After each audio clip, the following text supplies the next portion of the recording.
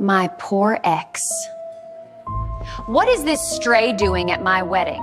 The bride, Courtney Davis, froze mid-toast the moment she spotted him. Table 9, the only black man in the room. A name she hadn't said in years.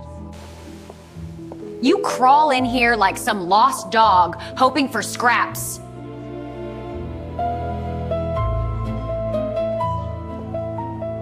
Still can't get over me, huh? Know your place. Adrian Moore kept his voice low. I was invited, Courtney. I'm a guest on Grant's side. I came out of respect. I'd hoped for the same. Respect? The boy from the gutter wants respect. The groom wrapped his arm around her waist and laughed. 300 guests followed. Not one person looked Adrian in the eye. What none of them knew was that in the next 40 minutes, every laugh in that room would turn to silence. Wow. And that was just the beginning. Because what Courtney did next, that's where things got ugly. The music had stopped. The DJ's hand hovered over the console, unsure whether to play the next song or wait for the storm to pass. It didn't pass. Courtney set her champagne down on the nearest table and walked toward Adrian. Every step echoed on the marble floor. The ballroom at the Sullivan estate was built for elegance. Crystal chandeliers, white orchid centerpieces, floor-to-ceiling windows overlooking a private lake. It was the kind of place where everything looked perfect on the outside. Let me tell you something about this man, Courtney announced, her voice carrying across every table. I dated him in college. Biggest mistake of my life. She stopped 3 feet from Adrian's chair. Broke, clueless, wore the same 2 shirts every week. His mother worked 3 cleaning jobs just to keep the lights on. She paused for effect. And he thought he deserved me. A few guests shifted uncomfortably. Most just watched. Adrian didn't move. His jaw tightened, but his hands stayed still on the table. He'd learned a long time ago that reacting to cruelty only gave it more power. Courtney, the groom called from the head table. Come on, babe. Don't waste your breath. He's nobody. Grant Sullivan, the groom, was the kind of man who measured people by what they owned. His father built Sullivan Property Group from the ground up. Grant inherited the title of VP, a corner office, and the belief that money made him untouchable. He looked at Adrian the way you'd look at a stain on a white tablecloth. Seriously, man, Grant said, swirling his whiskey, read the room. You don't belong here. Adrian stood. Not fast, not aggressive, just stood, the way a man does when he's decided he won't sit through one more word. I was invited, Adrian said, steady and clear, and I've done nothing wrong. Grant smirked. Invited out of pity, maybe. The best man, Grant's older brother, Derek Sullivan, leaned back in his chair and cracked his knuckles. Big arms, cold eyes. Want me to walk him out? Derek asked. Not a question, a threat. Adrian looked at the room. 300 faces. Not one ally. And the night was just getting started. Derek didn't wait for permission. He pushed back his chair and crossed the ballroom in 6 long strides. The man was built like a former linebacker. Wide shoulders, thick neck, the kind of frame that made people step aside without being asked. He stopped inches from Adrian's face. You got 5 seconds, Derek said. Walk out that door, or I carry you out. Adrian didn't flinch. He could smell the bourbon on Derek's breath, could see the vein pulsing at the side of his neck. I haven't done anything to anyone in this room, Adrian said quietly. I came because your brother invited me. If he wants me to leave, he can tell me himself. Derek grabbed the back of Adrian's chair and yanked it away. The metal legs screeched across the marble. Guests at the surrounding tables pulled back. A woman clutched her pearls. A man covered his daughter's eyes. I said 5 seconds, Derek repeated. Adrian stood his ground, hands at his sides. No fists, no raised voice. I'll leave when I'm asked respectfully. Derek laughed, a short, ugly bark. Respectfully? You think you're at some board meeting? He leaned closer. You're at a party you were never supposed to be at. Act accordingly. Courtney appeared beside her brother. Her smile was gone. What replaced it was something colder, the look of someone who wanted to make a point. You know what your problem always was, Adrian? She said. You always thought you were better than what you are. But look around. She gestured at the chandeliers, the champagne towers, the guests in designer gowns and tailored suits. This is where people like us end up. And you end up alone at table 9. A ripple of uncomfortable laughter spread through the room. Not everyone laughed, but enough did. Adrian felt the heat crawl up the back of his neck. Not from embarrassment, from control. The kind of control it takes to stand still when every muscle in your body wants to move. Courtney, he said, his voice even, we were together for 2 years.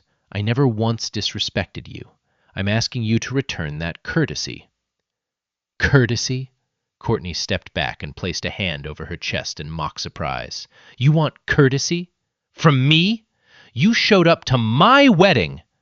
I was invited. Wearing some off-the-rack suit, trying to prove what? That you've made something of yourself? She looked him up and down. Please. Grant's voice came from behind. Babe, let it go. He's not worth the oxygen. But Courtney wasn't done. She turned to the nearest table, a cluster of Grant's business associates and their wives, and raised her voice so the whole room could hear. Let me tell you who Adrian Moore really is. He grew up in Section 8 housing on the South Side. His daddy left before he could walk. His mama scrubbed toilets so he could eat. The room went dead silent. And when we dated, sophomore year, he couldn't even take me to dinner. Not once. I had to pay for everything, every single time. She held up her ring finger. So I upgraded. The diamond caught the chandelier light and threw tiny rainbows across the ceiling. Adrian said nothing. His eyes stayed on Courtney's face, steady and unreadable. Grant walked over now, whiskey in hand, chest puffed. He put his arm around Courtney's waist and kissed her temple. See this? Grant said, raising his glass toward Adrian. This is what success looks like, bro. A beautiful wife, a beautiful venue, a beautiful life. He took a sip. You should take notes. A wave of laughter rolled through the room, louder this time. Grant soaked it in like applause. He was performing now, playing the role of the alpha in his own kingdom, making sure every guest knew who owned the room. Adrian watched him, the way you watch someone dig a hole they don't know they'll fall into.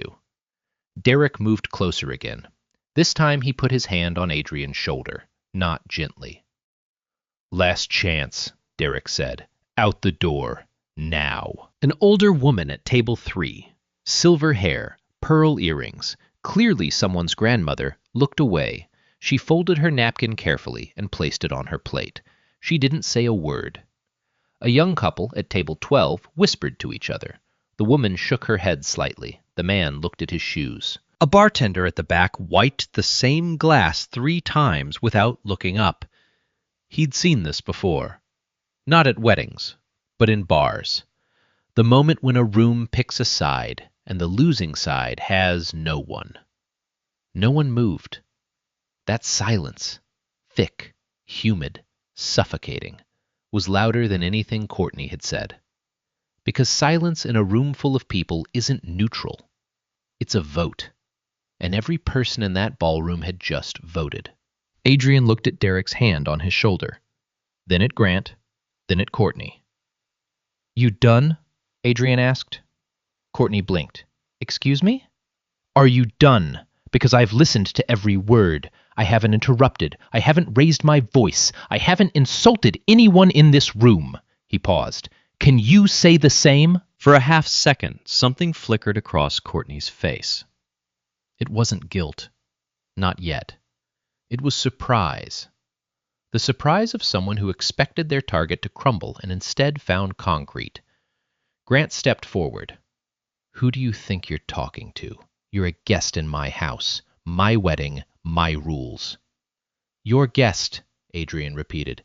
Exactly, your guest, and this is how you treat them. Grant's jaw tightened. He set his whiskey down on the nearest table with a sharp clink. Get him out, Grant said to Derek. I don't care how. Derek grabbed Adrian's arm, hard. The grip left fingerprints on the fabric of his suit jacket. Adrian didn't pull away. He just looked down at the hand, then back up at Derek. You're going to want to let go, Adrian said. Or what? Derek squeezed harder. What are you going to do? Nothing, Adrian said. I don't need to. That answer hung in the air like smoke. Nobody understood it. Not yet. Derek shoved Adrian toward the door. Adrian stumbled one step, caught himself, and straightened his jacket. The shove echoed, not just in sound, but in the way a dozen guests flinched. Yeah, walk away, Courtney shouted from behind. Go back to whatever hole you crawled out of. But Adrian didn't walk. He turned back around, not with anger, with stillness. That stopped the room. I'm not leaving because you told me to, Adrian said. I'll leave when I decide to leave. Grant set his whiskey down. The clink of glass against marble was the only sound. You serious right now? Grant said. He stepped past Courtney, unbuttoning his suit jacket. You come to my wedding. You upset my wife. And now you're making demands? I'm not making demands. I'm standing. Standing where you don't belong, Grant shot back. Look around, man. Look at these people. Doctors, lawyers, people who actually made something of themselves. He gestured around the room. And then there's you. Adrian's jaw tightened, but his feet didn't move. Grant turned to the head of security, a broad man in a black polo stationed near the entrance, and snapped his fingers. Ray, get this man out of my venue. Now. Ray, 6'4", built like a refrigerator, walked over with the practiced calm of someone who had removed people before. He stopped in front of Adrian and lowered his voice. Sir, I'm going to have to ask you to leave the premises. On what grounds? Adrian asked.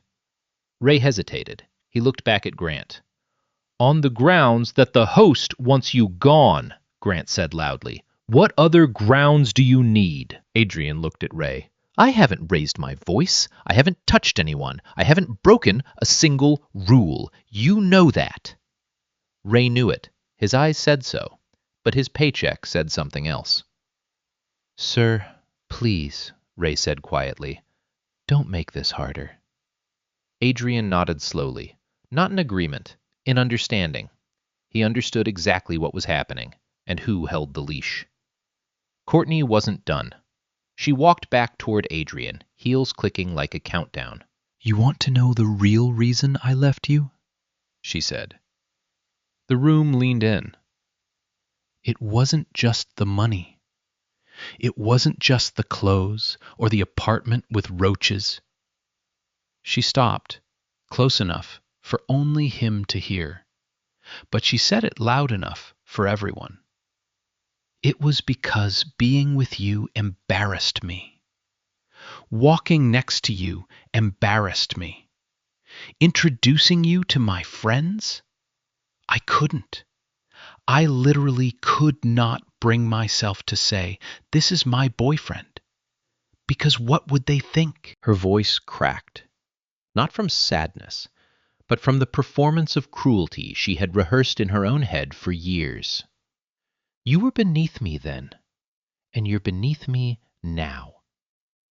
The words hit like stones, one after another, precise, calculated, designed to break. Adrian's hand trembled, just once. He pressed it flat against his thigh.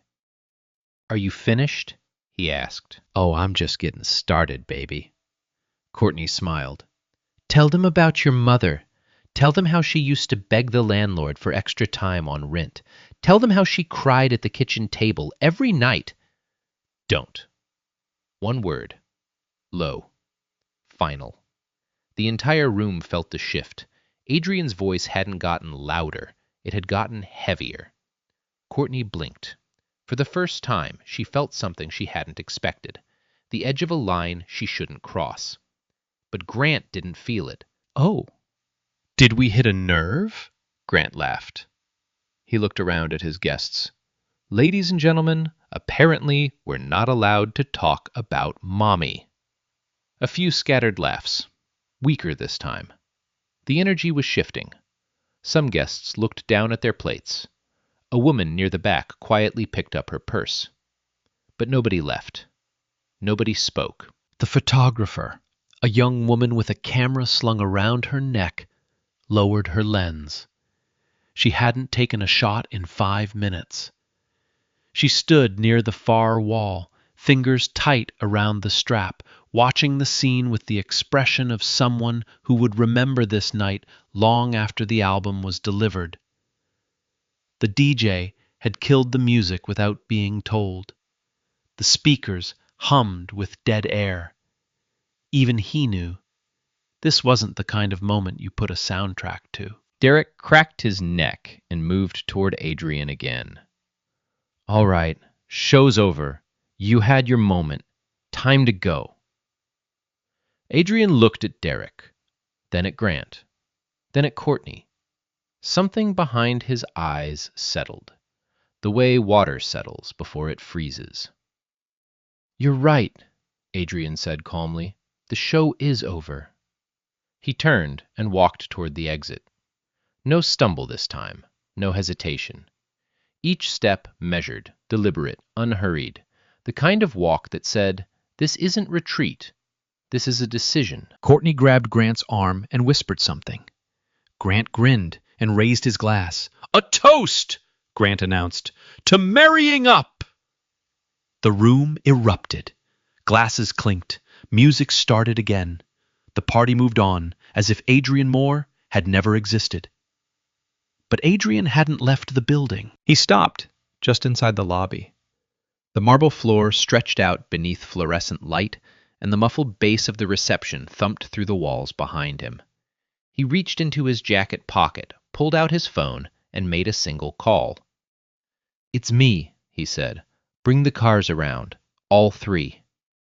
He ended the call, slipped the phone back into his pocket, and adjusted his cuffs, the same way a man adjusts his armor before walking back into battle. Outside, the evening sky had turned deep purple. The air smelled like fresh-cut grass and lake water. A quiet night. The kind of night where nothing is supposed to go wrong.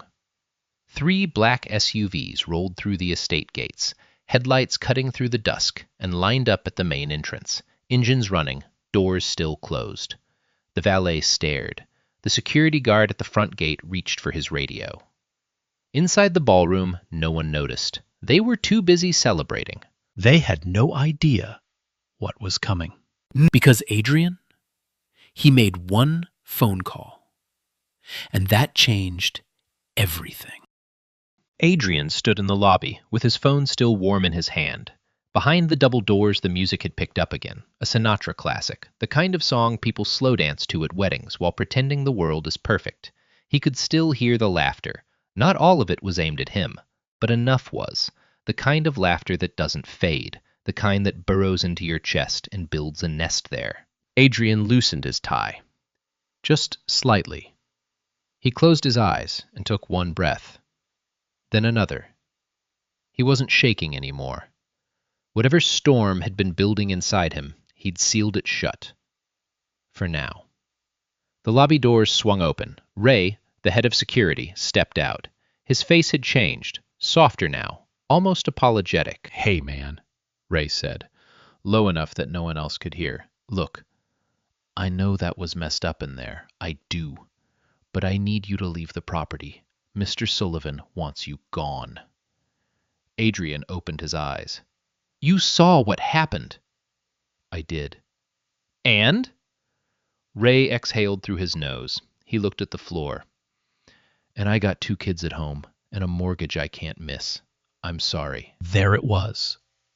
The math of silence.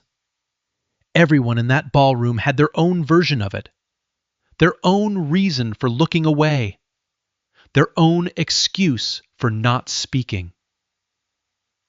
Ray held the door open, not aggressively, almost gently, the way someone holds open a door when they know they're doing the wrong thing but can't afford to do the right one.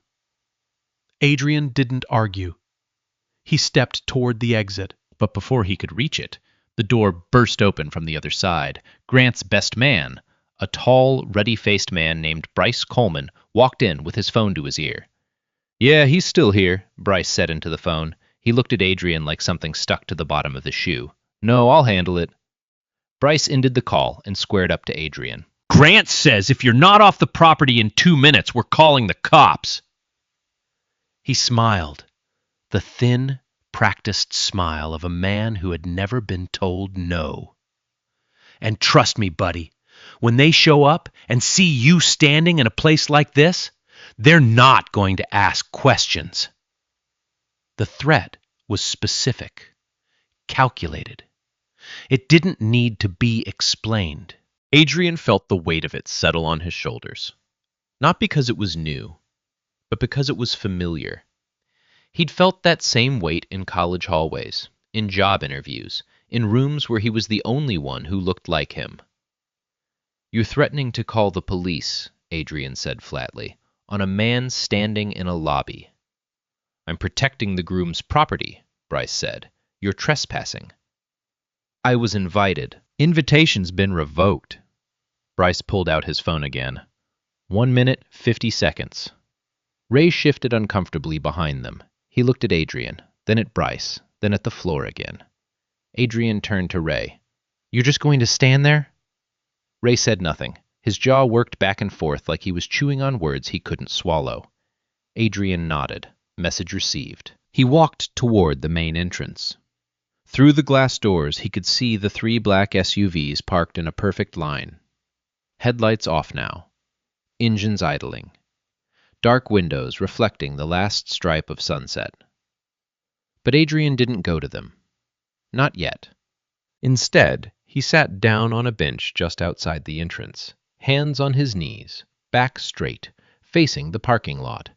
The evening breeze carried the scent of roses from the garden, the same roses that lined the aisle Courtney had walked down 3 hours ago.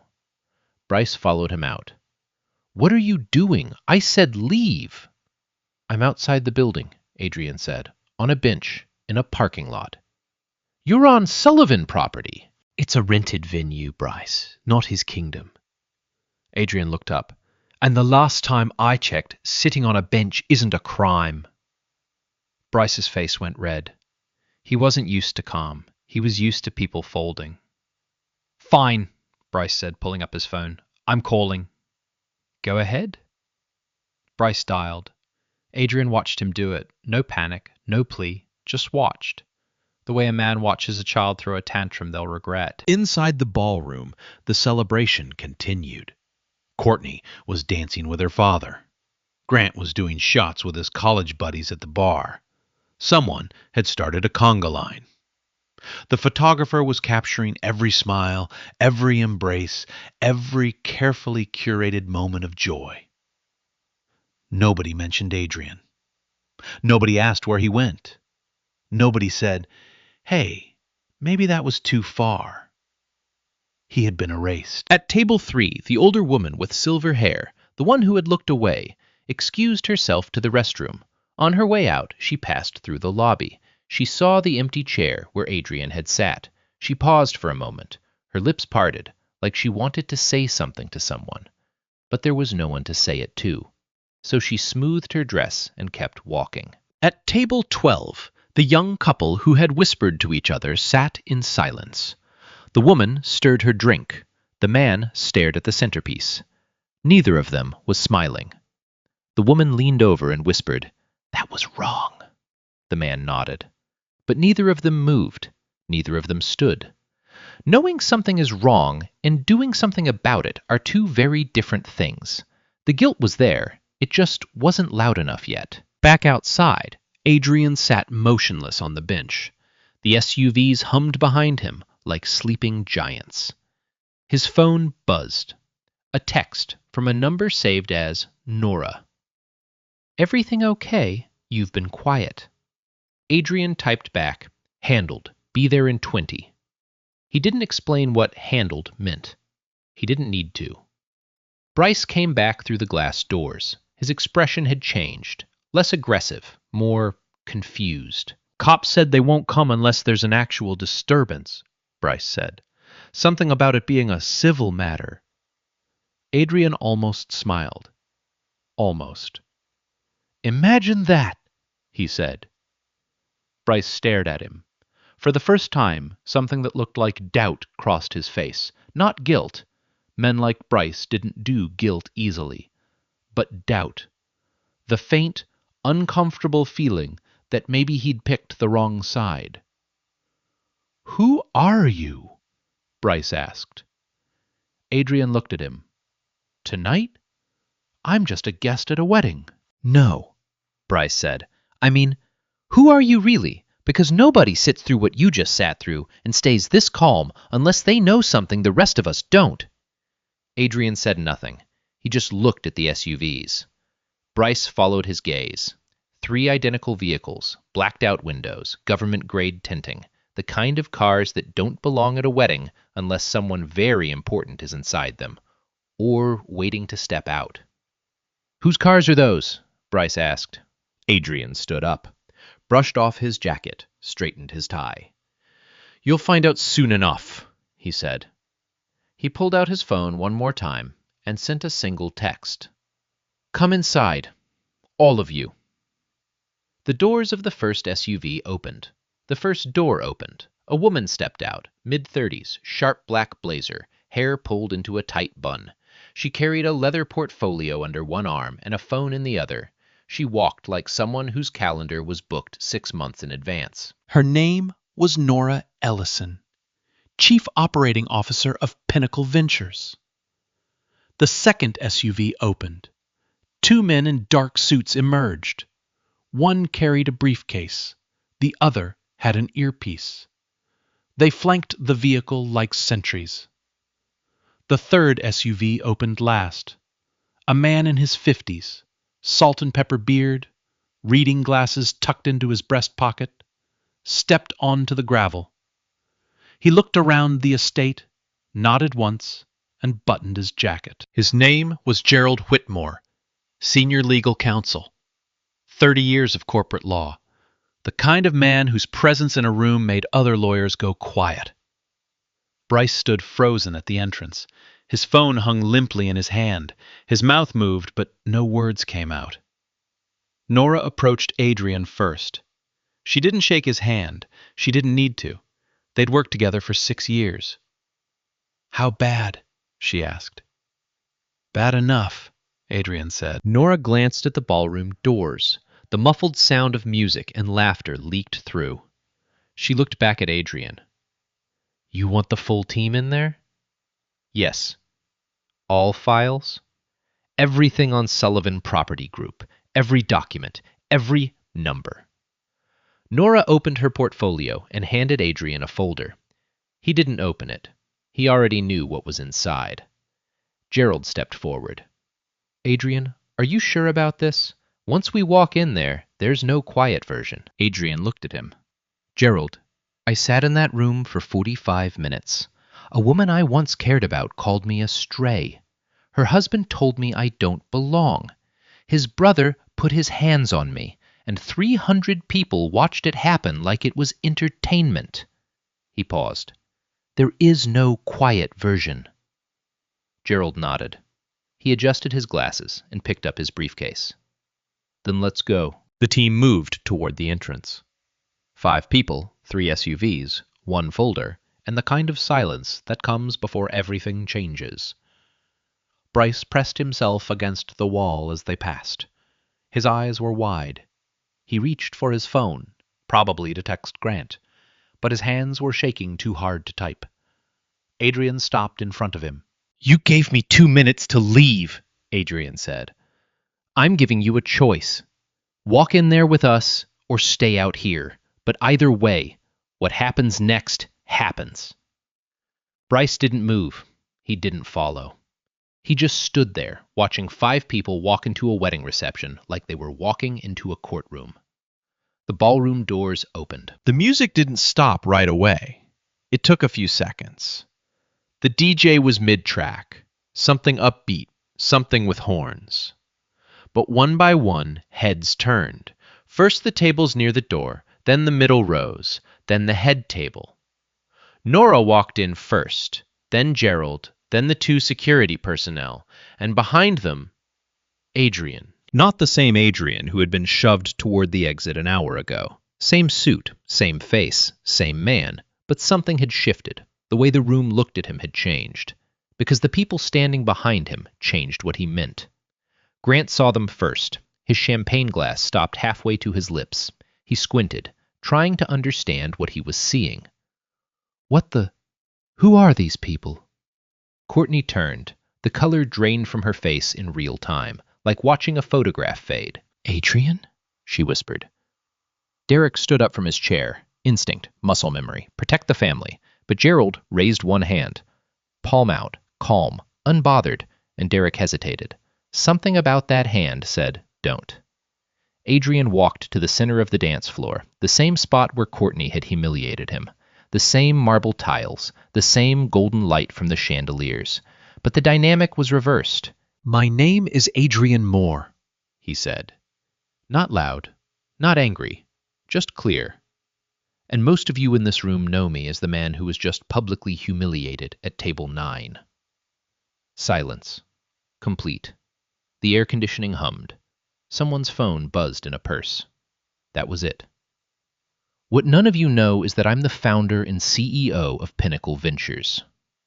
The name hit the room like a brick through glass. Pinnacle Ventures, a $200 million investment fund, one of the fastest-growing firms in the Northeast, featured in Forbes twice, Bloomberg once.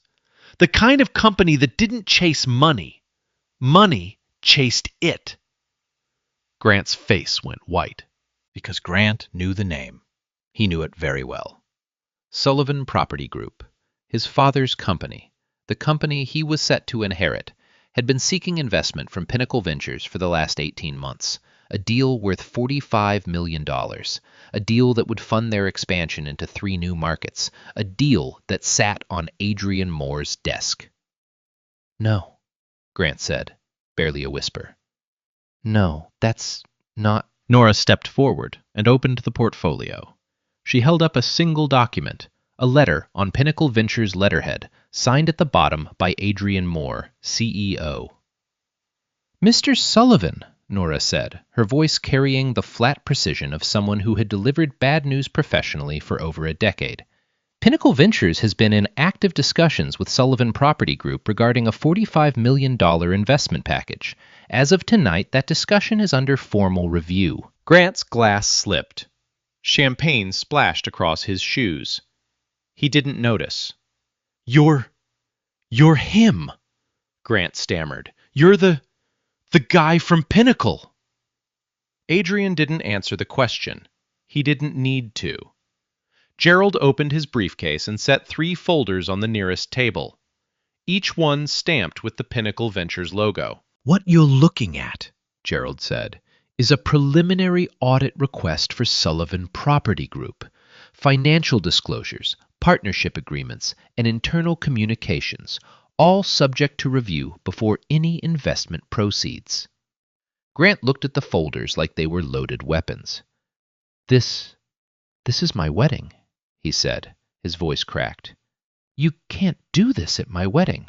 You're right, Adrian said. This is your wedding. The same wedding where you told me I don't belong. The same wedding where your wife called me a stray. The same wedding where your brother put his hands on me. And you laughed. Adrian took one step closer to Grant. I didn't come here tonight to make a scene, Grant. I came because you invited me. Because 10 years ago, we sat in the same dorm, took the same classes, and called each other friends. He paused. You changed, not me. The room was a photograph. Nobody breathed. Courtney's hands were shaking. She looked at Grant, then at Adrian, then at the team standing behind him.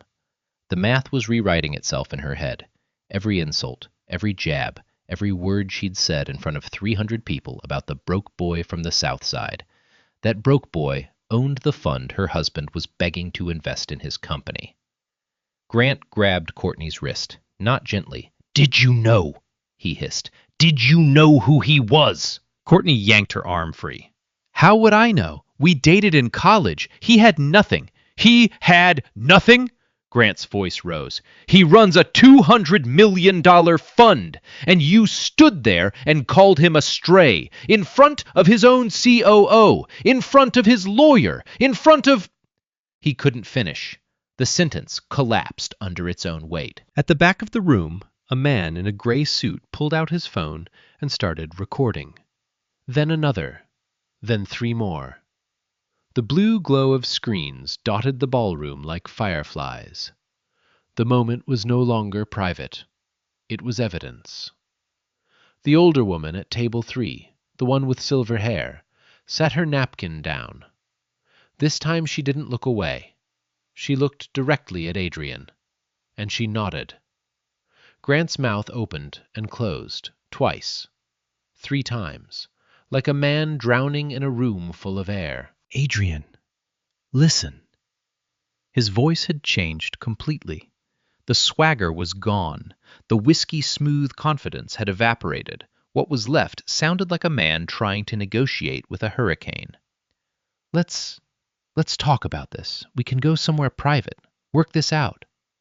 "Private?" Adrian said.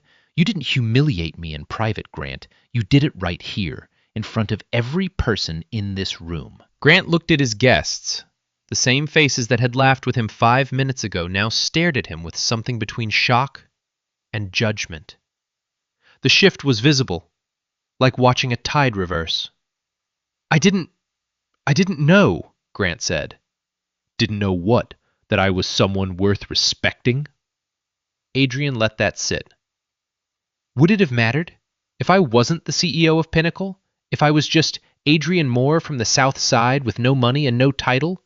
Would that make what you did okay?" Grant had no answer. Because the honest answer was yes. And everyone in the room knew it. Courtney stepped forward. Her mascara had started to run. Not from tears, from sweat.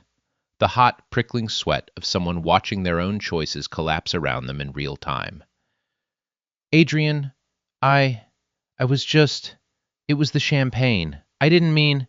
"You didn't mean to call me a stray," Adrian said. "You didn't mean to mock my mother.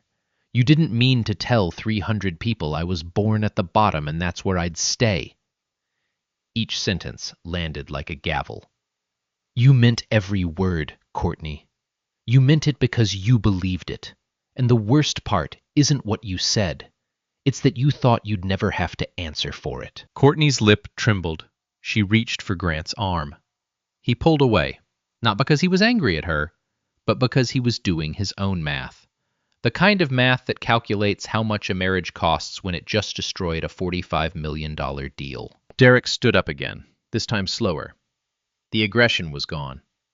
What replaced it was confusion. The expression of a man who had spent his whole life solving problems with his size and suddenly realized he was in a room where size meant nothing. "Look, man," Derek said, I shouldn't have grabbed you. I get that now." Adrian turned to him. "You didn't just grab me, Derek. You shoved me in front of 300 people because your sister told you to." Derek's eyes dropped to the floor. Gerald stepped forward and addressed the room. Not Grant, not Courtney. The room. "For the record," Gerald said, adjusting his glasses, "what occurred tonight, the verbal harassment, the physical contact, the attempted removal, has been documented. Mr. Moore's security team has been recording from the moment they entered the venue." A murmur rippled through the guests. Heads turned. The 2 security personnel from the SUVs stood near the entrance. One of them held a small device in his hand, a body camera, recording everything. Grant's face shifted from white to green. You recorded this?" he said. "Standard protocol," Nora said calmly. When our CEO informs us of a hostile situation, we document for legal purposes. Legal? Grant's voice broke on the word. You're going to, what, sue me? At my own wedding? Adrian shook his head. I'm not here to sue you, Grant. I'm not here to destroy you. If I wanted to do that, I could have done it from my office on Monday morning with one phone call. He paused, let the room breathe. I'm here because I want you to understand something. Every person in this room watched what happened tonight. They watched you and your wife tear a man apart for being black, for being poor, for being from the wrong neighborhood. And nobody, not one person, said stop. Adrian looked at the crowd, table by table, face by face. That's not just a problem with Grant and Courtney. That's a problem with this room. The silence was surgical. It cut through every excuse, every rationalization, every I didn't want to get involved that had kept 300 mouths shut. The older woman at table 3, silver hair, pearl earrings, stood up. Her chair scraped against the floor, and every head turned. He's right, she said. Her voice was thin but steady. I watched the whole thing, and I said nothing. That's on me. A beat of silence. Then the young man at table 12 stood. She's right. We all just sat here. One voice, then two, then a low murmur of agreement that spread through the ballroom like a cracking dam. Grant looked around. His empire of laughter had collapsed. The same people who had raised their glasses to his toast now wouldn't meet his eyes. Nora closed her portfolio and looked at Grant. Mr. Sullivan, regarding the Pinnacle investment, here's what happens next. We will conduct a full financial and ethical audit of Sullivan Property Group. Every record, every transaction, every internal communication. If everything checks out, the investment proceeds on our terms. If it doesn't, she paused. You already know what happens. Grant swallowed. The sound was audible. Adrian straightened his jacket. The same jacket Derek had grabbed. The same jacket he'd smoothed after being shoved. It looked different now. Not because the fabric had changed, but because the man wearing it had just rearranged the power structure of the entire room without raising his voice once. One more thing, Adrian said. He reached into his pocket and pulled out a white envelope, the wedding invitation. He set it on the nearest table. I came tonight because I believed in the friendship we had, Grant. I came because I thought people could grow. He tapped the envelope once. I was wrong about you, but I hope, for your sake, that tonight changes that. Adrian turned and walked toward the exit. Nora fell into step beside him. Gerald followed. The 2 security personnel brought up the rear. 5 people, 3 SUVs, 1 man who had been called astray an hour ago, now walking out with more dignity than anyone left behind. The ballroom was silent except for the sound of his footsteps on the marble floor. Nobody laughed. Nobody clapped. Nobody moved. Because for the first time that night, 300 people understood exactly who had been standing at table 9. The SUVs pulled away from the estate at exactly 9:47 p.m. Adrian sat in the back of the middle vehicle. Nora was beside him, scrolling through her phone. Gerald sat up front, already drafting the audit letter. Nobody spoke for the first 2 minutes. The only sound was tires on gravel and the low hum of the engine. You okay?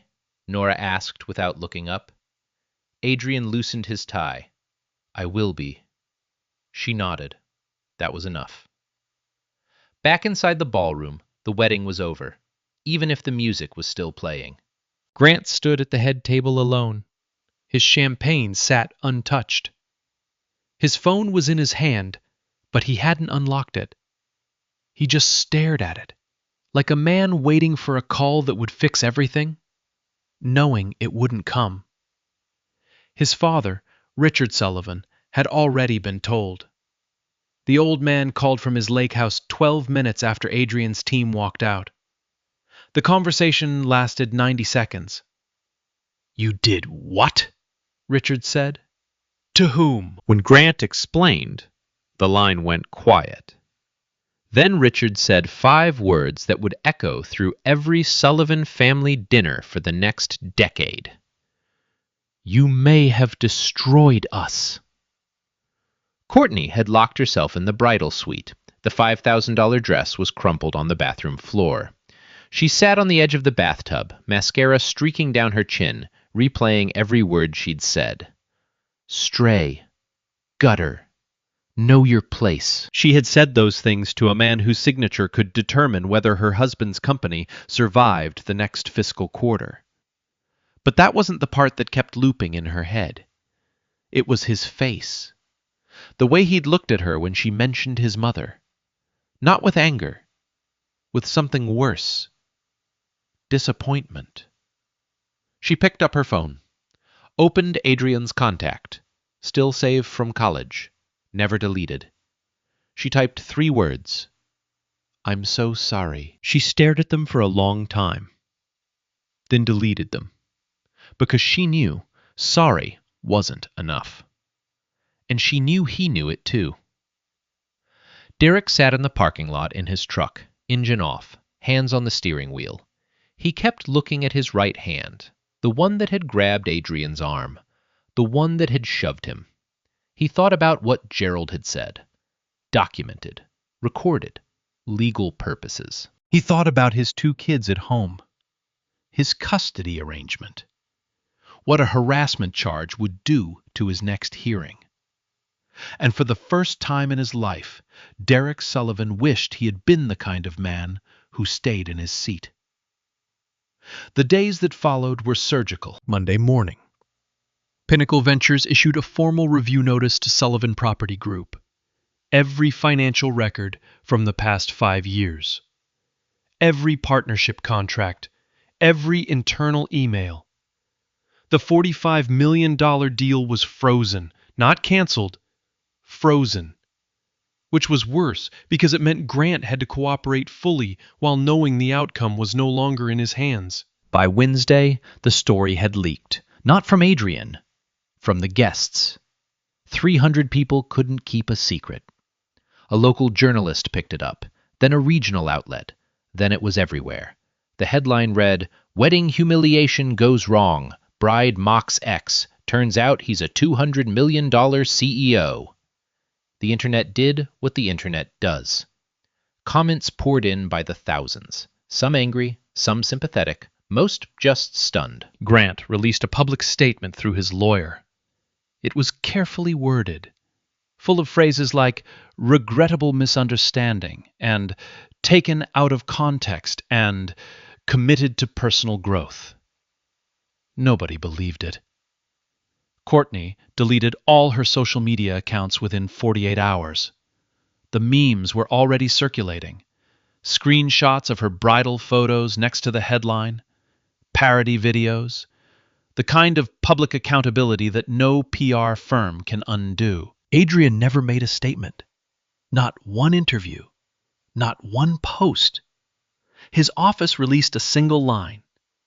Pinnacle Ventures does not comment on personal matters involving its leadership. That silence said more than any press conference ever could, but privately, in his office overlooking the city skyline, Adrian sat with a framed photograph on his desk. His mother, Evelyn Moore, taken the day he graduated from business school. She was smiling so wide her eyes had disappeared. She had scrubbed floors. She had begged landlords.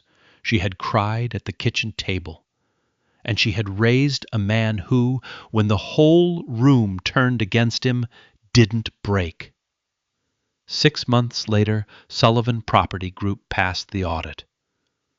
Barely. The deal went through, but at half the original amount. New terms, new oversight, new conditions that made it clear who held the power and who had earned it. Grant and Courtney's marriage survived, but it was quieter now. The kind of quiet that comes after you've seen the worst version of yourself in a room full of mirrors. Courtney started volunteering at a community outreach center downtown. She never told anyone why. she didn't need to. Derek enrolled in an anger management program. Not because a court ordered it, because his daughter asked him why a man on the internet said her daddy was a bully. That question broke something in him, something that needed breaking. The older woman from table 3, the one who finally stood up, wrote Adrian a letter. 2 pages, handwritten.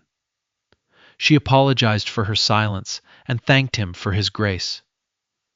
Adrian read it twice and kept it in his desk drawer next to his mother's photograph. And Adrian Moore never spoke about that night publicly. Not one interview, not one post. He didn't need to. The way he walked out of that ballroom, back straight, voice steady, dignity intact, said everything that words couldn't. Some people build power to destroy others. Adrian built it to protect himself. The difference matters. Man, this one hit differently. Look, the story's fiction. But that silence? That room full of people who just watched? That's real life. Every single day.